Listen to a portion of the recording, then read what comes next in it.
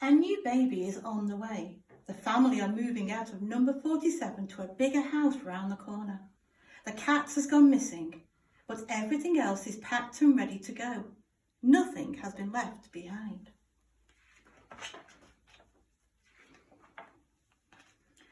The little thing in the attic at number 47 had forgotten all about daylight. It had been squashed in the dark for so long that it could remember very little of anything. Stuck beneath years of junk, it could not recall how it felt to stand up or to stretch out its arms. So long had it been there, even its own name was lost. I wonder who I am, it thought, but it could not remember. The day came when the family that lived at number 47 were to move. All day long the little thing listened to thuds and thumps and the sound of tramping feet in the house below, until at last the attic door was flung open and large hands began to stuff cardboard boxes full of junk. The little thing felt the weight on top of it gradually lighten, and suddenly the glare of a torch beam stung its eyes. "What have we got here?" said a voice. "Oh, it's nothing," said another. "Let the new people get rid of it." The torch was switched off, the boxes were carried out, and moments later, somewhere down below, the front door slammed shut. Number 47 was empty. So that's my name, thought the little thing. Nothing. For the first time in a very long time, Nothing sat up. He looked around him at the cobwebs and shafts of dusty moonlight. Then in the quiet he heard the patter of feet and a mouse came running towards him. "New people always try to get rid of you," it said. Without introducing itself, it looked at him. "Seen you under the rug. What are you?" "Nothing," replied Nothing. "Well, nothing or not, you can't stay here, not with the new people coming," said the mouse. It hurried off. Nothing struggled to his feet. On unsteady legs he followed the dusty paw prints. The mouse stopped by a moonlit gap under the eaves. "Through there," it said. "Good luck." With a wiggle of its tail it disappeared under the floorboards. I used to have a tail, thought Nothing suddenly. He felt sure of it. How do you think you would feel if you'd been squashed in the attic for years and years, and then you squeezed through a tiny hole to find yourself under the big starry sky? Well, there are no words for that kind of feeling, so I won't try and tell you how Nothing felt, except to say that he sat on the roof staring up at the moon and stars for a very long time. He was still staring upwards as he made his way along the gutter, which is why he fell straight down the drainpipe. Nothing rolled into the garden and sat up. "What on earth are you?" said a silky voice. The fox, for that is what it was, left the dustbin and trotted towards him. "I'm Nothing," said Nothing. The fox sniffed at him. Its whiskers quivered, its ears pricked. I used to have ears and whiskers, thought Nothing suddenly. He was sure of it. The fox spoke again. "Nothing," it said disdainfully.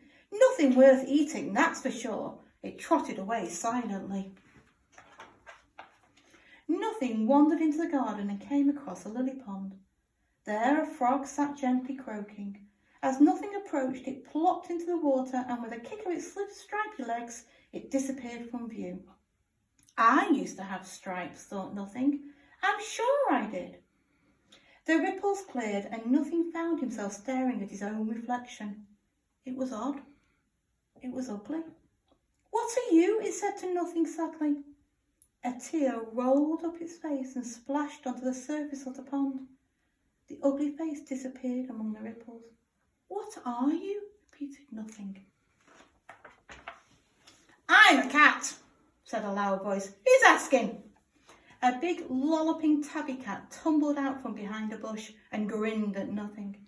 Nothing opened his mouth to explain that he had been talking to himself, and that he did not know what he was, and that he was lost, and that he had just been sniffed by a horrible fox, and he was feeling very miserable.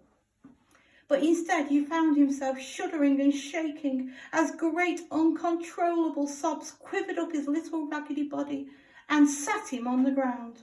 "I don't know who I am," he howled. "I don't know who I am." The cat licked him full in the face. After a while, Nothing stopped crying. The cat lay down beside him. Between Nothing's loud sniffs, it told him all about itself, how his name was Toby, and how he came from a long line of Tobys. "I live in the house," he said. "At least I used to.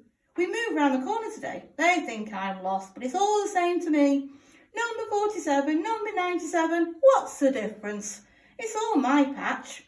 Do you want to see?" Nothing sniffed once more and nodded. "Course you do," said the cat. It picked up Nothing and sprang onto the garden wall. Nothing had never ridden through the night in a cat's mouth before.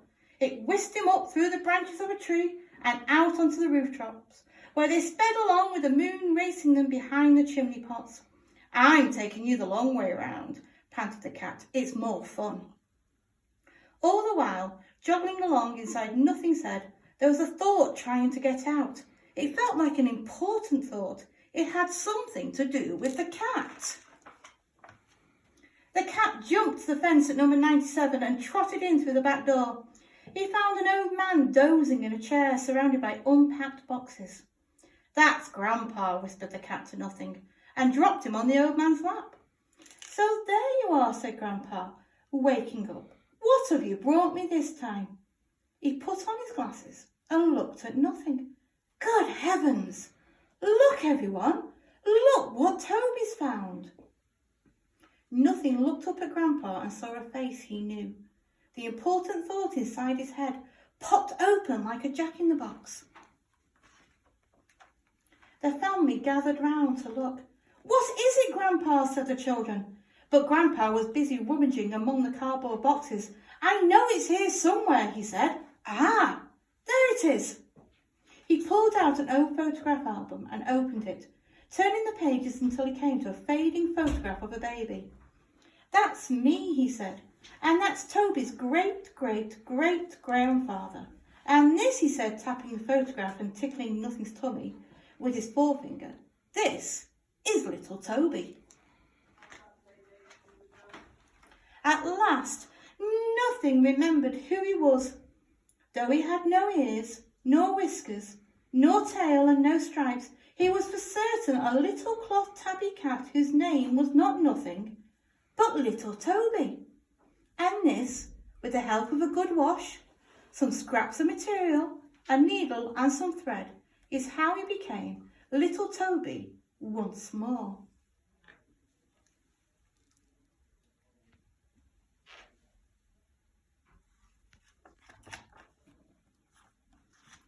When the new baby arrived, little Toby was handed back to Grandpa, who tucked him carefully in the cot. And straight away the new baby began to chew on his ear, which, if it had been your ear, would probably have hurt a little. But since it belonged to a little cloth cat, did not hurt in the slightest.